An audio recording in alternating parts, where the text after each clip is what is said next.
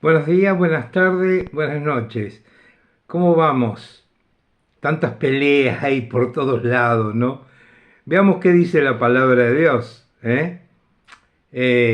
Estoy hablando ahora a aquellos que son creyentes en Cristo y también estoy hablando a todos aquellos que no conocen a Cristo. Estoy hablando a todos, pero acá la palabra de Dios que vamos a leer ahora en este momento está hablando especialmente a aquellos que dicen que son de Cristo. Por tanto, el apóstol Santiago escribió esta carta, es la Epístola Universal de Santiago, y entonces en el capítulo 1, versículo 19, está enseñando, explicando, ¿no es cierto?, qué debemos hacer. Y dice así: por esto, mis hermanos, todo hombre, y acá cuando dice todo hombre, siempre la Biblia va, ¿no es cierto?, a lo que el Señor nombró el responsable de la familia, el responsable de llevar la palabra de Dios. Hay un responsable que es el hombre, pero la mujer también.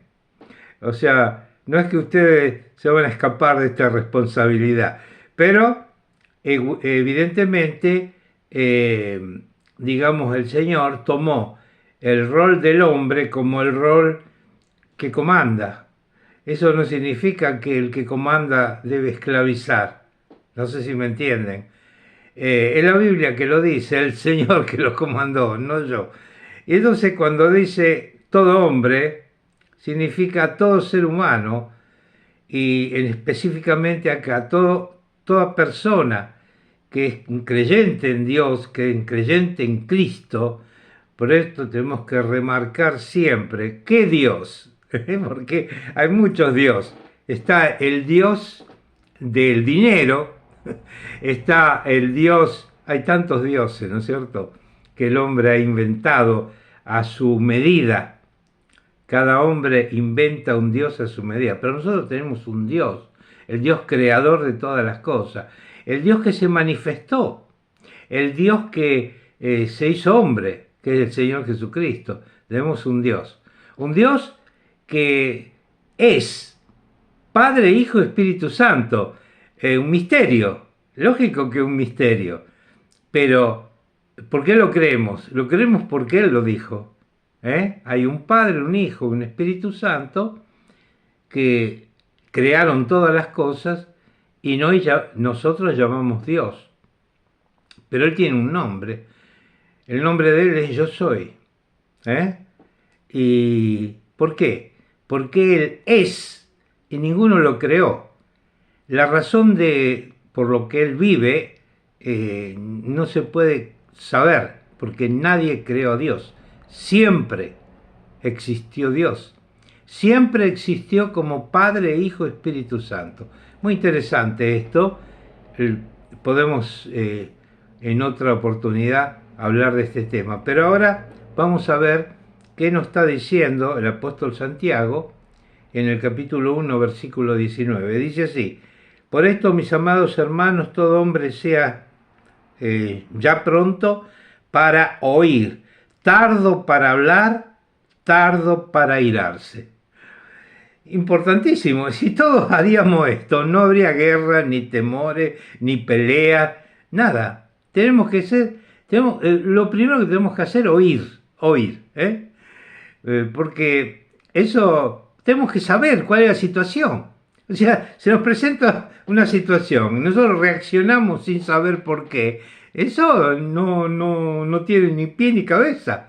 Nosotros tenemos que saber. Lo primero tenemos que saber de qué estamos hablando, quién está hablando, de qué está hablando.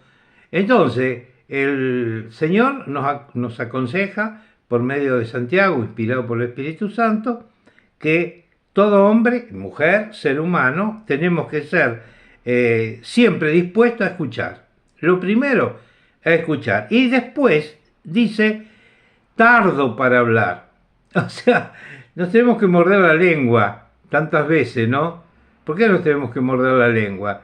Porque si uno contesta así en caliente, como se dice, siempre metemos la pata, siempre nos equivocamos.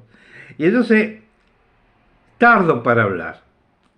Tenemos que poner un freno y antes de contestar tenemos que pensar y analizar. Y tardo para airarse. No tenemos que enojar por cualquier cosa. Tenemos que saber cuál es la situación, pensar, no responder y menos enojarme. Si yo me enojo, pierdo el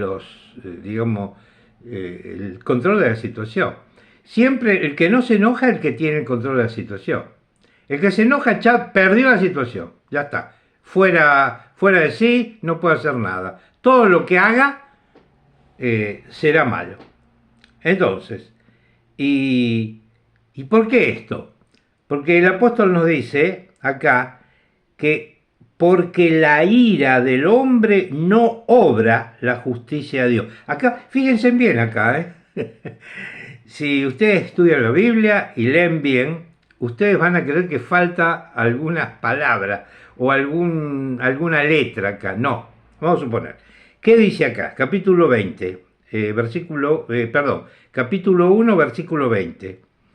Porque la ira del hombre no obra la justicia de Dios. ¿Entendieron?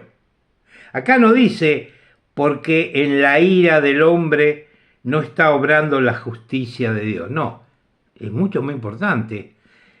Porque la ira del hombre no obra la justicia de Dios. ¿Qué significa? Que en mi ira yo no estoy construyendo de acuerdo a lo que el Señor me enseñó. No, estoy fuera. Entonces tenemos que evitar airarnos, pelearnos.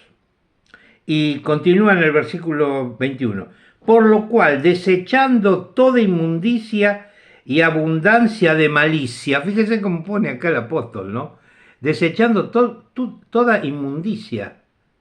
La inmundicia. ¿Qué es la inmundicia? Las malas palabras, buscar de tener razón sin tenerla, o aún teniendo razón, queriendo que nuestra razón sea por encima de las razones de los otros. No, tenemos que evitar toda inmundicia y tenemos que desechar abundancia de malicia. Recibid con mansedumbre la palabra implantada, la cual puede salvar vuestras almas. O sea, ¿a qué tenemos que apelar? A la palabra de Dios. Tenemos que recibir la palabra que fue implantada en nosotros mediante la predicación, mediante la palabra de Dios por medio de la Biblia. Tenemos que recibir con mansedumbre esa palabra pero sed hacedores de la palabra y no tan solamente oidores, engañándonos a vosotros mismos. O sea, tenemos que poner en práctica la palabra de Dios. O sea, tenemos que recibir con mansedumbre la palabra de Dios y decir, bueno, la tengo que meter en práctica. ¿Qué es meter en práctica la palabra de Dios? Hacer la voluntad de Dios. Porque si alguno es oidor de la palabra, pero no hacedor de ella, este es semejante al hombre que considera en un espejo su rostro natural. O sea, qué interesante esto. Acá vamos a ver un poco de física, ¿no? ¿Qué dice? Yo me miro en un espejo y considero cuál es mi aspecto. Ahora, si ustedes se miran en un espejo, ¿no es cierto? Y dice, ¿cuál es mi brazo derecho? Esto. Mi brazo izquierdo, esto. Pero yo en realidad estoy viendo, ¿no es cierto?, las cosas invertidas en un espejo, ¿no es cierto? Porque estoy viendo las cosas como me refleja a mí, en un reflejo. Y dice que el que no hace la palabra de Dios, es muy claro acá, dice, es semejante al hombre que considera en un espejo su rostro natural. ¿Y qué pasa si uno considera digamos, su rostro natural en un espejo. Dice, porque él se considera a sí mismo y se va, y luego olvida cómo era. Ah, interesante. Uno se olvida de cómo es. Uno se mira en el espejo para saber si no tiene la cara sucia, ¿no?